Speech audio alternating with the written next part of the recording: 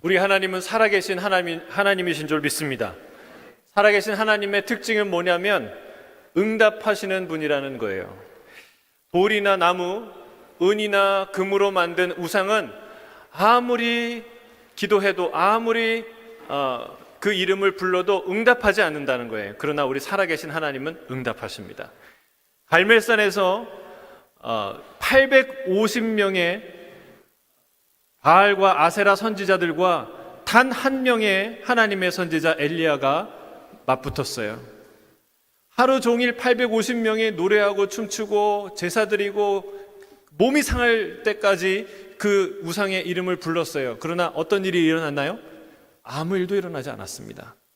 그러나 하나님의 사람 엘리야가 하늘을 향해 하나님을 향해 이렇게 외칩니다. 여호와여, 내게 응답하소서, 내게 응답하소서. 이 백성에게 주 여호와는 하나님이신 것과 주는 그들의 마음을 되돌이키심을 알게 하옵소서라고 기도하는 순간 하늘에서 불이 내립니다. 그 불이 번제물과 나무와 돌과 흙까지 다 태워버립니다. 그리고 도랑에 있는 물까지 핥았다는 기록입니다. 여러분, 이런 분이 하나님이신 거예요. 하나님은 살아계시고 우리의 기도를 응답하시는 분인 줄로 믿습니다. 또한 하나님이 응답하시는 분일 뿐만 아니라 그분은 기도하는 자를, 예배자를 찾으시는 분이에요. 여호와의 눈은 온 땅을 두루 감찰하사 전심으로 자기를 향하는 자들에게 능력을 베푸시나니 말씀하고 계십니다. 주님께서 사마리아의 한 여인과 대화를 나누시면서 아버지께서 이렇게 자기에게 예배하는 자를 찾으시느니라 말씀하세요. 시편 기자는 눈을 지으신 하나님께서 보지 않으시랴, 귀를 지으신 하나님께서 듣지 않으시랴 말씀하고 계세요. 여러분, 하나님의 레이더에 다 걸립니다. 하나님의 눈과 귀에 걸리지 않는 예배자, 걸리지 않는 기도자는 없는 줄로 믿습니다. 하나님은 그렇게 찾으셔서 그의 기도를 들으시고 응답하시는 분이 하나님이라는 사실이에요. 그런데 그런 하나님이 침묵하실 때가 있어요. 그런 하나님이 아무 얘기를 안 하는 것 같이 느껴지는 순간이 있습니다. 아무리 외쳐도 메아리만 돌아올 뿐 하나님의 응답이 들리지 않는 순간이 우리 인생에 찾아오죠. 여러분, 이럴 때 우리는 쉽게 낙심하며 절망합니다. 아, 하나님 떠나셨구나. 내 기도를 듣지 않으시는구나. 나를 관심 있게 보지 않으시는구나 하고 하나님을 원망하기도 합니다. 끝내는 하나님은 없다 하면서 믿음을 떠나는 그런 사람도 더러 있습니다. 사랑하는 성도 여러분, 정말 그럴까요? 하나님이 침묵하시면 나로부터 마음이 떠나신 걸까요? 안 들으시는 걸까요? 여러분, 우리는 때로 침묵이 말보다 훨씬 더 강력한 메시지의 전달법임을 알아야 할 줄로 믿습니다. 때로는 말 몇 마디, 수십 마디를 하는 것보다 침묵이 훨씬 더 강력한 커뮤니케이션의 수단이라는 것을 주님이 오늘 보여주고 계십니다. 오늘 본문에서 예수님의 침묵을 우리는 발견합니다. 이 침묵은 귀한 침묵이에요. 놀라운 침묵이에요. 마태는 빌라도가 이 예수님의 침묵을 보면서 깜짝 놀랐다고, 크게 놀라워했다고 말하고 있습니다. 로마의 총독인 그가, 이스라엘, 그 팔레스틴 지역의 최고의 통치자이자 재판관인 그가 깜짝 놀랄 정도로 충격을 받았다는 거예요. 이 주님의 침묵은 사실상 강력한 웅변과도 같은 그런 충격을 이 빌라도에게, 또 그것을 보는 사람들에게 주었다는 사실입니다.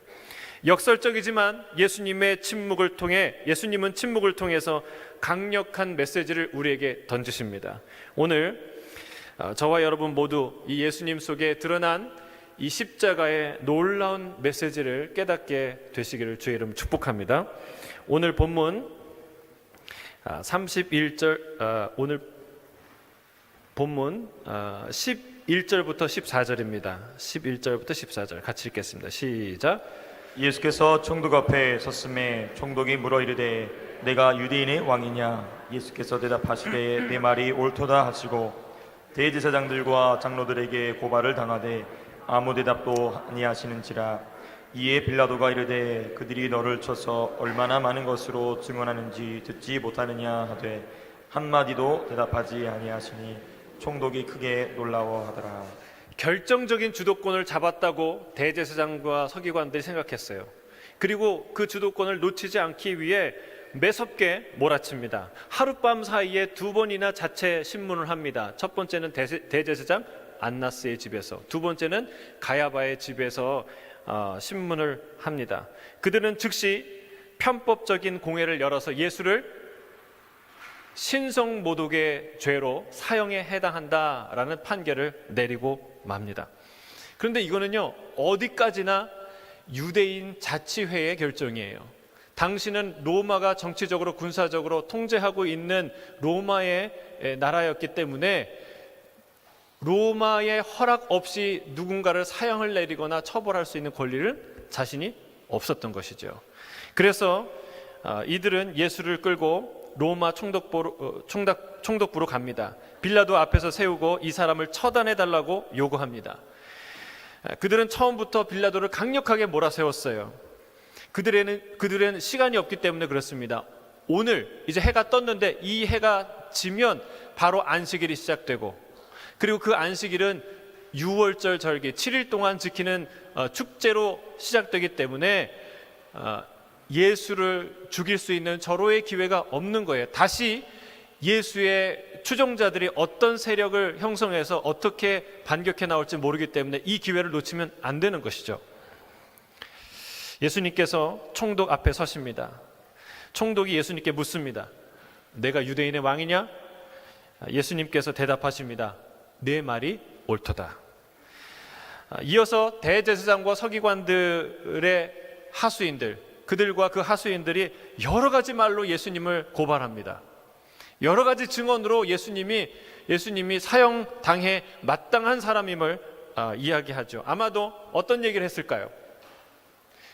세금 이야기, 앞에 논쟁했던 이야기들 중에서 세금 이야기도 했을 것이고, 그 다음에 성전을 다시 세우겠다는 얘기도 했을 것이고, 또 안식일의 율법 같은 것을 너무나 쉽게 어겨서 이 유대인의 이 공동체를 심히 혼란스럽게 하는, 질서를 깨뜨리는 아주 나쁜 사람이다, 이런 얘기를 했을 거예요. 그러나 그 어떤 얘기보다도 결정적으로는 이 얘기를 했을 겁니다. 그는 자칭 유대인의 왕이라고 한다. 그래서 그는 자신을 따르는 수많은 사람들을 통해서 밀란을 일으키고 무장봉기를 일으킬지 모르는 매우 위험한 반역적인 인물이라는 사실을 이야기했을 거예요. 실제로 예수님의 십자가의 위에 뭐라고 패가 달립니까? 죄패가 유대인의 왕. 그리고 이후에 오늘 뒷부분에 병사들이 예수님을 희롱하죠. 뭐라고 희롱합니까? 왕을 상징하는 자주색 옷을 입히고, 그리고 금관 대신에 가시면류관을 씌우고, 그리고 그 앞에 절하는 척하면서 예수님을 때리죠. 갈대로 그 머리를, 가시관을 쓰고 있는 머리를 치죠. 그러면서 놀리죠. 네가 유대인의 왕이냐? 깔깔거리고 웃습니다. 그러니까 예수님은 유대인의 왕이었다, 자칭 왕이었다. 그래서 로마의 봉기를 해서 반역을 꿈꿨던 괴수, 수괴, 악당이었다라는 제목으로 예수님이 아마 기소되었고 판결되는 것을 알 수 있습니다. 대제사장과 장로들의 전략이 제대로 먹힌 것이고, 그들이 끝까지 자신의 주장을 잘 관철하였던 것이죠. 이 빌라도의 재판 과정 속에서 우리가 가장 인상적으로 볼 수 있는 장면이 뭐냐면 예수님의 침묵이에요. 예수님의 침묵. 빌라도가 묻습니다. 그들이 너를 쳐서 얼마나 많은 것으로 증언하는지 듣지 못하느냐? 그들이 많은 이야기로 예수를 모욕하고 모함하고 정죄하고 고발하고 있어요. 그러나 예수님은 그 어떤 이야기에 대해서도 한마디도 대답하지 않으십니다. 이 모습을 본 빌라도는 크게 놀라워합니다. 깜짝 놀랍니다. 마치 체포되실 때 비슷한 장면이 있었죠. 너희가 누구를 찾느냐? 나사렛 예수라. 내가 그니라 하니까 어땠어요? 요한의 증언에 따르면 그 병사들이 깜짝 놀라서 뒤로 물러가 주저앉았다고 얘기하죠. 그런 어떤 이 영적인 이 충격이 그들에게 가해진 것처럼 이 빌라도에게 그런 충격을 주었다는 사실이에요. 어떤 피고인이나 죄인들의 모습에서도 찾아볼 수 없었던 그 모습을 예수님이 보여줬기 때문에 그렇습니다. 가장 강력하게, 가장 절실히 자신을 변호해야 될 그 예수님이 어떤 말로도 자신을 변호하지 않는 모습을 본 거예요.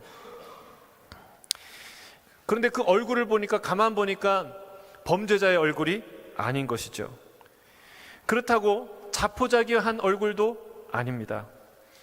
사나운 공격과 야유가 넘쳐나는데도 그의 표정과 몸가짐은 전혀 흔들림이 없고 고요합니다.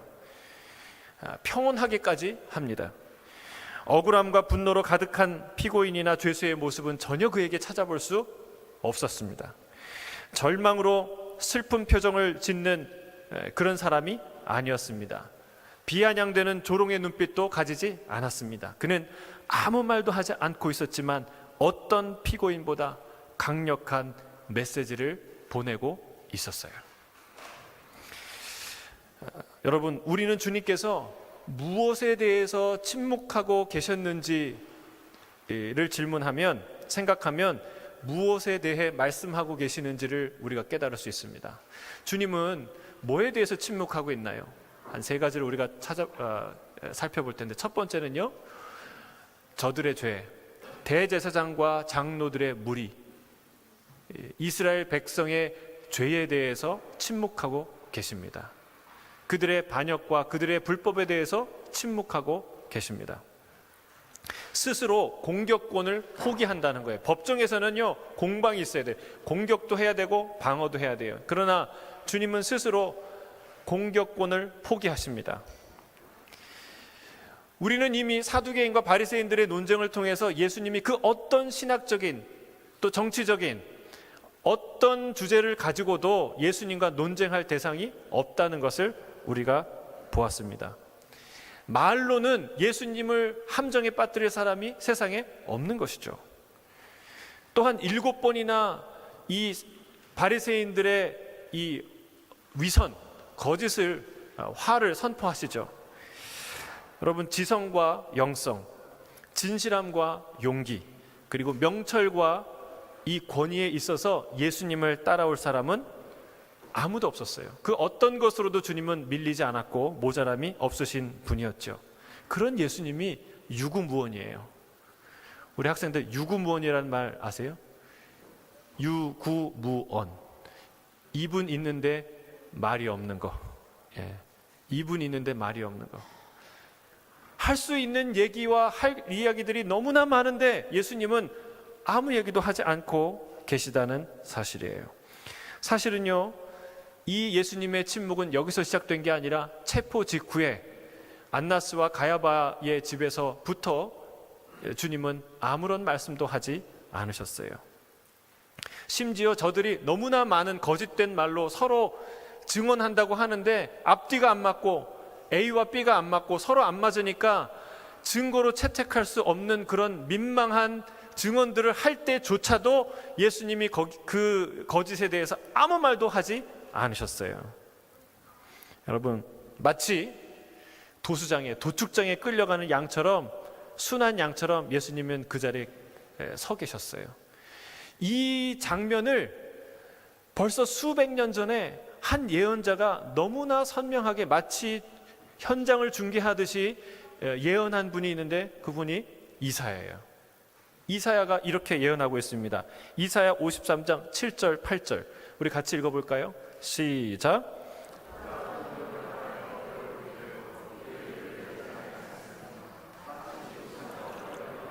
어린 양과 덜 깎는 자 앞에서 잠잠한 양같이 그의 입을 열지 아니하였도다. 그는 곤욕과 신문을 당하고 끌려갔으나 그 세대 중에 누가 생각하기를 그가 살아있는 자들의 땅에서 끊어짐은 마땅히 형벌받을 내 백성의 허물 때문이라 하였으리요. 여러분, 예수님이 위축되셨을까요? 그 분위기에 우리 같았으면 위축될 거예요. 한 사람만 나한테 막 그냥 험한 얘기를 해도 내 마음이 흔들리고 위축되는데, 수십 수백 명이 나에게 손가락질을 하며 욕을 하며 정죄를 하며 죽이라고 하는데 어떻게 위축이 안 되겠습니까? 예수님 위축되셨을까요? 아니에요. 예수님이 대제사장과 장로들의 살기등등한 기세에 눌리셨을까요? 아니에요. 그런 분이 아니에요. 주님은 일부러 그 어떤 공격권도 스스로 사용하지 않으십니다. 저들이 날리는 저주의 칼을 다 홀로 받으십니다. 왜 그랬을까요? 여러분, 왜 그랬을까요? 저들에게 죄가 없어서가 아니라 주님은 그들에게 비난하고 정죄하고 공격할 말이 없어서가 아니라 주님은 저들의 죄를 짊어지기 위해서 침묵하십니다. 여러분, 누군가의 죄, 누군가의 잘못을 대신 지는 사람이 자기의 결백을 주장할 수 있겠습니까? 나는 결백해 하면서 어떤 다른 사람의 잘못과 죄를 짊어질 수 있겠습니까? 아니에요. 주님은 저들의 죄가 없어서가 아니라 그 죄를 짊어지시기 위해서 주님은 침묵하고 계시다는 사실이에요. 이사야가 정확하게 예언합니다. 그는 곤욕과 신문을 받아 끌려가지만 그 세대의 사람들 중에 과연 누가 이 사람이 죽은 것은 마땅히 벌을 받아야 할 백성들의 죄악 때문이라고 할 사람이 있겠느냐? 이런 사람은 없다는 거예요. 그걸 깨달을 사람이 없다는 거예요. 그러나 예수님이 마땅히 벌 받아서 죽어야 할 그 백성의 죄를 대신해서 죽었다는 사실을 이 이사야는 정확하게 말하고 예언하고 있다는 사실입니다. 사랑하는 성도 여러분, 예수님의 침묵은 놀라운 은혜예요. 놀라운 사랑이에요. 성경을 읽다 보면 우리를 정죄하고 비난하는 것 같이 들리는 부분이 많이 있어요. 그래서 성경을 읽기 싫다고 하는 사람도 덜어 있어요. 눈을 질끈 감고 그냥 건너뛰시는 분도 있어요. 그러나 여러분, 하나님은요 능히 우리의 죄를 고발하시고 또 말씀하시고 또 정죄하시고 언제나 우리를 여러분 말씀하실 수 있는 자격과 능력이 계신 분입니다. 그러나 여러분 생각해 보세요. 만약 여러분이 교통법규를 위반했어요. 그러면 그 고지서가 날라오죠. 여러분 끝까지 무시할 수 있나요? 무시하면 정부에서 가만히 있나요? 아니죠. 2번, 3번 계속 날아오죠. 그냥 날아옵니까? 빨간 글씨가 막 쓰죠. 어전트라고 써요. 그 다음에 뭐예요? 내야 될 돈이 점점 늘어나죠. 그래도 안 내면 어떻게 됩니까? 그렇게 안 내면은 언젠가 법정에 출두하라는 최종 통지서가 나오죠. 여러분, 세상의 법정도 우리에게 그 죄를 그냥 넘어가지 않아요. 근데 여러분, 우리의 죄가 없어서입니까? 하나님이 우리의 죄가 없어서가 아니라 우리를 사랑하시기 때문에 지금도 침묵하고 계시다는 사실이에요. 여러분, 교회에 일주일 동안 아무런 분편 없이 살았잖아요. 예수님이, 하나님께서, 성령님이 여러분 쫓아다니면서 너 잘못했지, 너 죄인이지, 왜 그거 회개 안 해? 네가 얼마나 큰 죄를 졌는 줄 알아? 주님이 여러분 쫓아다니면서 그 얘기를 한다면 날마다 이 사람 저 사람 그 사람으로 이 꿈 저 꿈 저 환상으로 나에게 이 죄에 대해서 말하기 시작한다면 여러분 우리가 어떻게 살겠어요? 여러분, 하나님이 그 죄 몰라서 가만히 침묵하실까요? 하나님이 우리의 죄를 어떻게 할 줄 모르셔서 하나님이 그냥 넘어가실까요? 아니에요. 그거 아셔야 돼요. 하나님은 우리의 죄를 우리보다 더 소상히 아시고 우리의 모든 죄, 우리는 까마득하게 잊어버렸던 과거의 죄, 그 죄까지 마치 지금 지은 죄처럼 하나님 앞에는 현재의 죄로 존재하고 있다는 사실이에요. 그런데 왜 그 하나님이, 의로우신 하나님, 정의로우신 하나님, 심판주이신 하나님이 침묵하고 계십니까? 여러분 일주일 내내 그 여러분의 죄에 대해서 하나님이 꿈마다 날마다 여러분 말씀하셨나요? 침묵하셨어요. 그러나 그 침묵은 진짜 침묵입니까? 아니에요. 그 침묵은 웅변보다 더 큰 사랑의 메시지예요. 내가 너를 기다린다. 내가 너를 사랑한다. 내가 너의 죄를 대신 질 것이다. 요한일서 1장 9절입니다. 요한일서 1장 9절 함께 읽겠습니다. 시작. 만일 우리가 우리 죄를 자백하면 그는 미쁘시고 의로우사 우리 죄를 사하시며 우리를 모든 불의에서 깨끗하게 하실 것이요. 아멘. 믿으십니까? 누구든지 어떤 죄든지 자백하면 용서받아요. 왜요? 내가 갚을 게 없어요. 주님이 그 죄를 대신 지시고 십자가에서 죽으시니까. 그래서 침묵하시는 거예요. 주님께서 나의 죄에 대해 침묵하시는 것은 사랑의 기다림인 줄로 믿습니다. 주의 인자하심이 끝이 없다는 것은 바로 이것을 말합니다. 주님은 우리의 죄를 벌하시길 기뻐하지 아니하시고 그 죄를 자백하는 자를 위해서 스스로 그 죄의 제물이 되셔서 그 죄를 멸하시려는 목적이신 것입니다. 그걸 위해 기다리시고 또 기다리시는 것이죠. 예수님의 침묵은 지금이라도 십자가 앞으로 나오라는 주님의 놀라운 은혜의 초청인 줄로 믿습니다.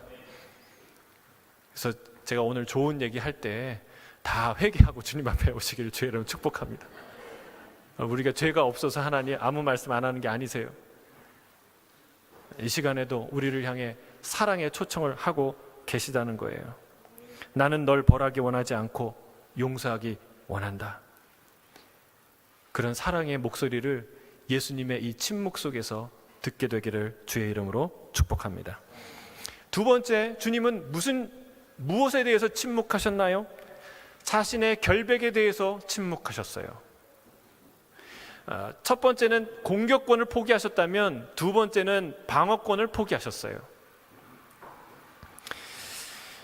빌라도의 이 재판 장면에 대해서 마가복음과 마태복음은 대체적으로 비슷해요.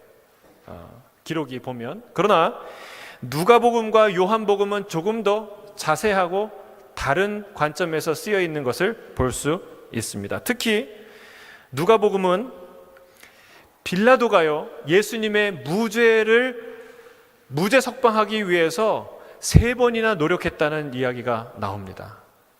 3번 노력한 모습이 나와요. 첫째 신문을 마치고 빌라도가 이 유대인들에게 이렇게 얘기합니다. 내가 보니 이 사람에게 죄가 없다. 난리가 나죠. 그럴 리가 없다. 그럴 수가 없다. 두 번째 신문을 하고 나서 이렇게 말합니다.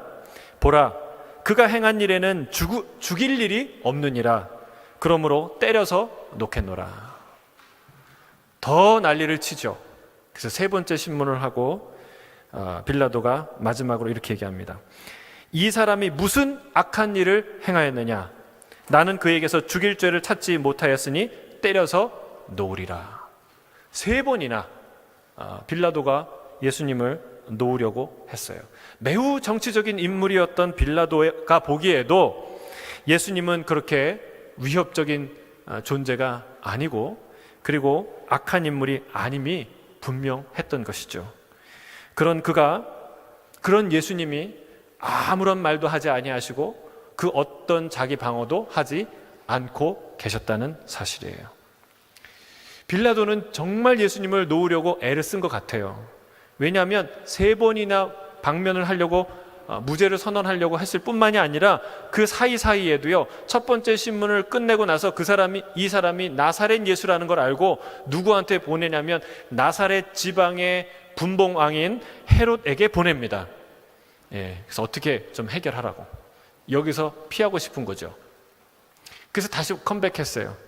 두 번째 신문을 마치고 나서도 사람들이 저항하니까 또 뭐 해요? 그 다음에는요 우리 광복절 특사 있잖아요. 특별 사면 뭐 이런 거 있잖아요. 마찬가지로 그 당시가 6월절이거든요. 6월절 특별 사면 카드를 낸 거예요. 6월절에 죄인 한 명을 풀어주는 풍습이 있는데 그러면 좋다. 밀란과 살인죄로 옥에 갇혔던 바라바를 놓아주랴, 이 예수를 놓아주랴. 사람들이 누굴 선택했습니까? 당연히 바라바를 외쳤어요. 이 카드도 무효했어요. 3번이나 무죄를 선언하려고 했고 2번이나 이 책임을 회피하려는 카드를 썼지만 두 개 다 먹히지 않았던 것이죠. 근데 여러분, 그 빌라도가 애를 쓴 것이 열매가 있었나요? 없었죠. 그가 예수를 놓으려고 애썼지만 결국은 예수님이 십자가에 넘겨지셨습니다. 여러분, 여기서 우리가 생각할 건 빌라도가 예수님을 놓으려고 애를 썼다고 해서 예수님이 십자가에 못 박히게 한 그 죄를 빌라도가 면할 수 있을까요? 면할 수 있을까요? 우리는 교회가 세워진 이후에 사도신경을 외울 때마다 모든 성도들이 뭐라고 고백합니까? 빌라도에게 고난을 받사 십자가에 못 박혀 죽으시고. 아니, 빌라도 입장에서는 억울한 거예요. 그렇게 놓으려고 애를 썼고 이 사건을 내가 계획한 것도 아니고 저놈들이 와가지고 그렇게 생떼를 쓰고 있는데, 그리고 그 빌라도는 나중에 손을 씻지 않습니까? 여기에서 나는 상관이 없다라는 것을 보여주기 위해서. 그런데 여러분, 그렇다고 상관이 없는 게 아니라는 거예요. 여러분, 이걸 잘 아셔야 돼요. 우리가 기억해야 됩니다. 내가 주도한 일이 아니지만, 오히려 나는 막으려 한 일이지만 결국 나의 책임으로 돌아오는 일이 우리 인생에는 있다. 여러분, 세상은 크리스천들은 어떤 존재로 우리를 부르셨습니까? 하나님이 세상의 빛으로. 여러분, 이거 꼭 기억해야 돼요. 그냥 암송 구절이 아니라 하나님이 우리를 부르신 자리고 목적이고 비전이에요. 하나님은 우리를 뭘로 부르셨다? 크게. 하나님이 우리를 뭘로 부르셨습니까? 세상의 빛이에요. 세상의 빛. 세상의 소금이에요. 예레미야가요, 나는 아이라 말할 줄 알지 못합니다. 하나님이 선지자로 부르셨는데 아주 중요한 일을 하려고 하는데 그 막중한 일을 하다 보니까 나는 자격이 없는 거예요. 나는 능력도 실력도 영성도 부족한 거예요. 근데 하나님이 예레미야를 향해 뭐라고 얘기합니까? 내가 너를 여러 나라 위에 세워서 뽑고 파괴하고 파멸하며 넘어뜨리고 건설하고 심는 자로 심게 할 것이다 말씀하세요. 여러분, 어떻게 이 예레미야, 연약한 한 사람이 이스라엘, 유다를 상대로 또는 바벨론을 상대로, 열국을 상대로 이런 일을 할 수 있을까요? 뽑고 파괴하고 파멸하며 넘어뜨리고 건설하고 그리고 세우는 일을 어떻게 이 한 사람이 할 수 있을까요? 할 수 있을까요? 할 수 있습니까? 확신이 없으세요? 여호와 하나님께서 하신 말씀이에요. 할 수 있어요. 할 수 있어요. 여러분, 이 시대에 연약한 한 사람이, 나 한 사람이, 이렇게 연약한 작은 교회, 개척교회 하나가 여러분 세상이 빛이 될 수 있을까요? 이런 일을 할 수 있을까요? 세상에 악한 것, 하나님을 대적하는 것을 뽑고 파괴하고 파멸하며 넘어뜨리고, 또한 하나님이 원하시는 것, 하나님의 복음, 하나님의 나라를 건설하며 세우는 일을 우리가 할 수 있을까요? 할 수 있을까요? 아멘, 아멘. 하나님이 우리에게 그런 책임을 주셨어요.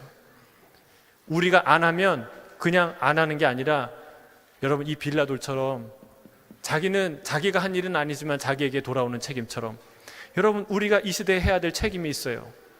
그래서 이 땅의 부정의와 불의를 위해 기도해야 돼요. 이거 뽑아달라고. 저 카스릴의 가장 중심에 볼 때마다 그 동성애 레인보우기가 펄럭였는데, 저는 거기 이사 가는 날부터 기도했어요. 하나님, 저 깃밥을 뽑아주세요. 뽑아주세요. 근데 뽑힐 것 같지 않았는데 어느 날 사라진 거예요. 여러분, 우리가 이 땅을 위해 기도해야 될 줄 믿습니다. 하나님 살아계시고 하나님은 그 기도를 우리를 통해서 응답하시고 이 땅을 바꾸실 줄 믿습니다. 그래서 우리가 북녘 땅을 위해 기도해야 돼요. 지금도 고난받는 지하교회 성도들을 위해 기도해야 돼요.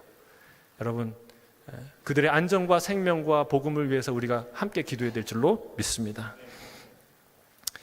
또한 자신을 변호하지 않는 예수님의 침묵을 통해서 우리가 배울 수 있는 일이 있습니다. 그것은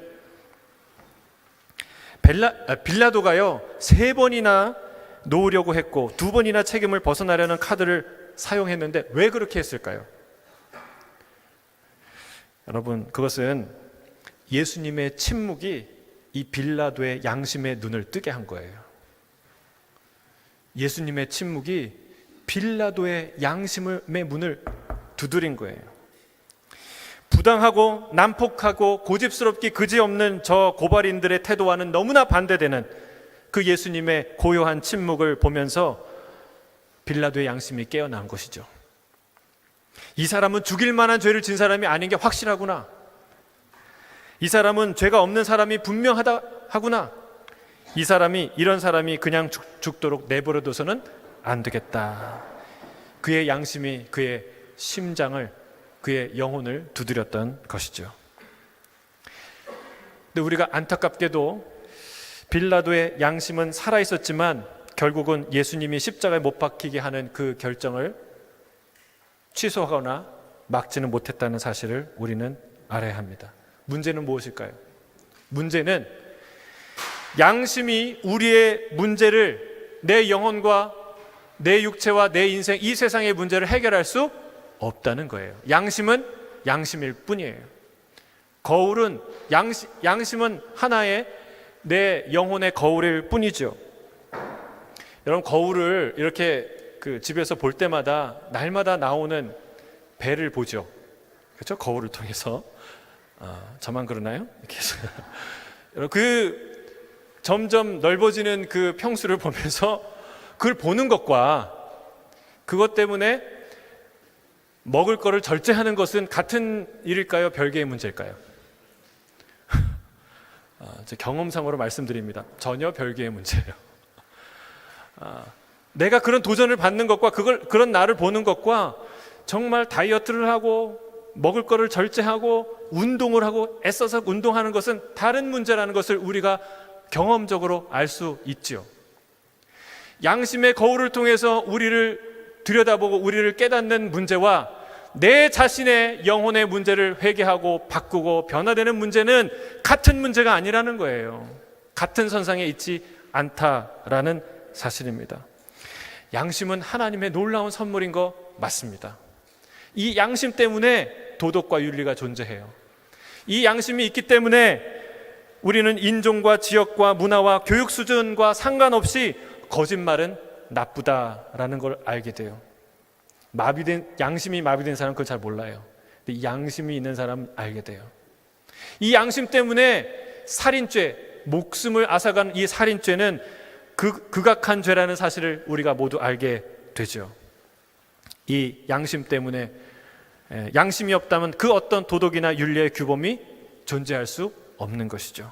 하지만 문제는 양심이 우리의 인생과 영혼을 지켜주지 못한다는 사실이에요. 여러분, 이 빌라도에게 무엇이 필요했습니까? 우리에게 누가 필요합니까? 양심이 깨어나도 그 양심이 날 지켜주지 못한다는 거예요. 우리에게 필요한 것은 예수 그리스도예요. 예수 그리스도.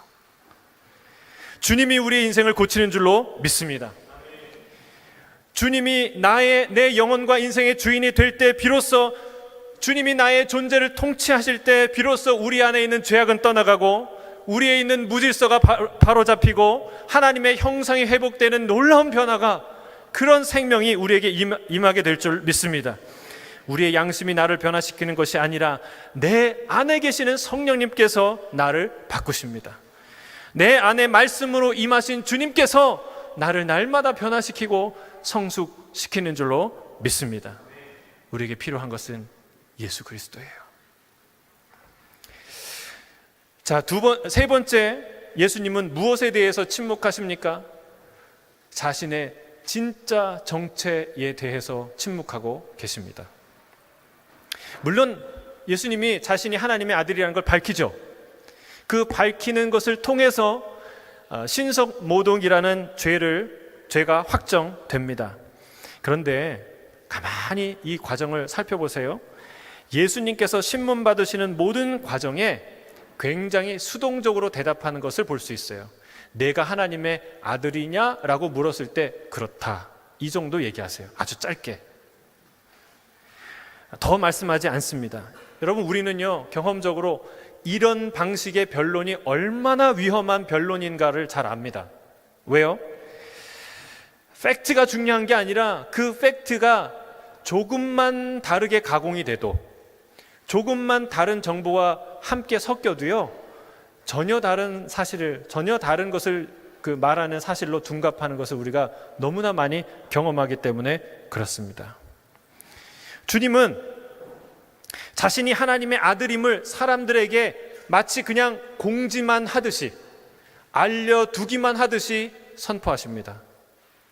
그들을 내가 하나님의 어때서 하나님의 아들이고 내가 누구인지, 마치 부활한 이후에 엠마오로 가는 두 제자에게 찾아와서 성경의 이야기를 쭉 하시면서 이 인자가 고난을 받아야 되고 부활해서 이 구원의 길을 열 것이다, 이런 것을 가슴 뜨겁게 설명하시듯이 그렇게 하지 않으셨다는 거예요. 자기를 알리려고 노력하지 않으셨어요. 설득이나 설명을 하지 않으셨습니다.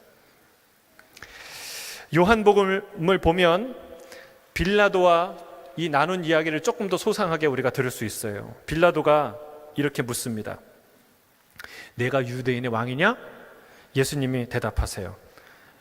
이는 내가 스스로 한 말이냐, 아니면 다른 사람이 나에 대하여 너에게 한 말이냐? 라고 되물으십니다. 이 말이요, 빌라도가 예수님에 대한 특별한 관심이 있었던 건 분명한 것 같아요. 이 말이 무슨 뜻이에요? 네가 유대인의 왕이냐라는 말은요, 그냥 얼핏 들으면 재판하는 사람이, 그러니까 일상적으로 저들이 그냥 고발한 내용을 가지고 신문하는 그 질문 같아요.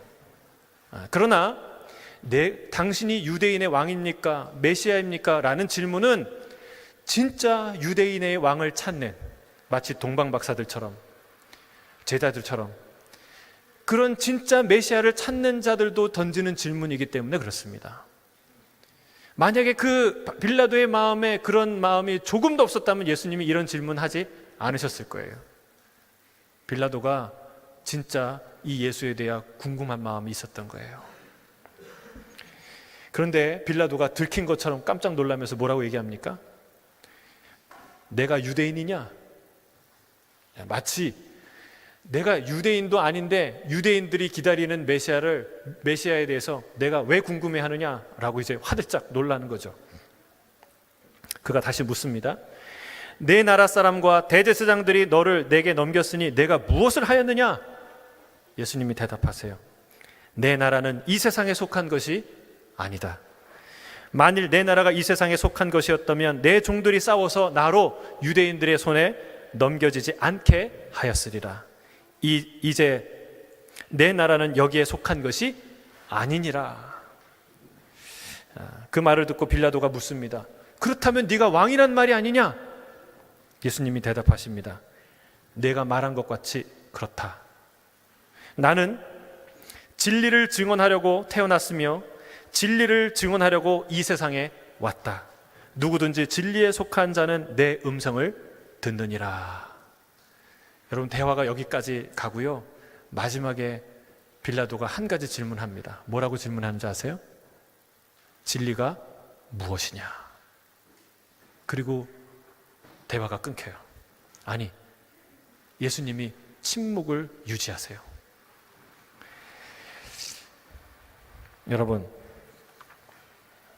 이 예수님의 침묵은 빌라도가 한 질문, 진리가 무엇이냐, 이 말을 증폭시키고 메아리처럼 울리게 만듭니다. 메아리가 고요한 침묵을 타고 퍼져나가듯이 예수님의 침묵 속에서 진리가 무엇이냐라는 질문이 퍼져나가고 있다는 사실이에요. 이 본문을 읽는 사람에게, 이 본문을 대하는 모든 자들의 머릿속에 무엇이 남습니까? 진리가 무엇이냐라는 그 질문과 함께 한 가지 우리에게 떠오르는 또렷한 영상이 하나 있는데, 그게 뭐예요? 그 질문을 받으시는 예수님의 얼굴이에요. 침묵하시는 예수님의 얼굴. 빌라도의 그 질문을 듣고 계시는 예수님, 묵묵히 빌라도를 바라보고 있는 예수님의 얼굴이 우리는 떠오르죠. 이 이야기를 통해서 진리가 무엇이냐는 그 질문과 그 질문을 한 빌라도를 지그시 바라보던 예수님의 얼굴이 우리 마음속에 남게 되는 것입니다. 예수님의 놀랍고도 이 기이한 침묵은 역설적이게도 진리이신 예수님을 드러내요. 진리가 누구인 거예요? 예수 그리스도. 바로 예수님 자신입니다. 주님은 이렇게 말씀하십니다. 요한복음 14장 6절이에요. 함께 읽겠습니다. 시작. 예수께서 이르시되 내가 곧 길이요 진리요 생명이니 나로 말미암지 않고는 아버지께로 올 자가 없느니라. 할렐루야. 누가 진리예요? 예수 그리스도. 여러분, 길, 진리, 생명은 하나예요. 다른 세 단어 같지만 여러분 같은 한 단어예요. 길이 없는 진리가 있을 수 있습니까? 도달할 수 없는 진리는 진리가 아니죠. 진리가 있더라도 나랑 상관없는 진리죠. 여러분, 반드시 진리는 길입니다. 거짓이 아닌 참 길입니다. 그런데 여러분, 또 하나, 진리는 멋진 아주 화려한 말로 장식된 이론이 아닙니다. 진리는 생명입니다. 살리는 것이어야 돼요. 진리를 받아들였는데 그 진리를 붙든 사람마다 죽는다면, 심판을 면치 못한다면, 죽음을 면치 못한다면 그게 어떻게 진리가 되겠습니까? 진리는 생명이어야 하는 줄로 믿습니다. 살리는 원리, 곧 생명이 진리입니다. 진리가 무엇인가요? 아니, 다시 묻습니다. 진리가 누구인가요? 예수 그리스도. 우리가 가야 할 길, 생명을 얻는 길, 그 진리는 예수 그리스도인 줄 믿습니다. 그 길을 따라 가다가 생명을 얻는 그런 놀라운 저와 여러분이 진리의 길에서 함께 만나는 그런 놀라운 저와 여러분이 되길 주의 이름으로 축복합니다. 아멘.